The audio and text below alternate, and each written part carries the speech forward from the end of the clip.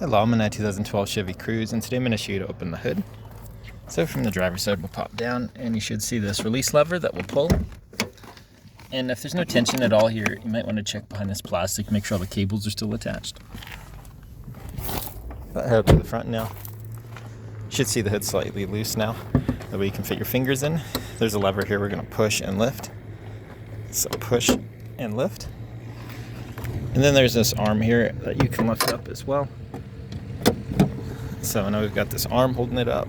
This is what the lever looked like. Double check nothing's bent or broke, no debris stuck in here that needs cleaned up. If it's sticking a lot, maybe try some WD-40 to loosen it.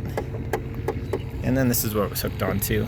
And then also make sure your hood's in proper alignment, because if it's crooked, that could also cause you issues.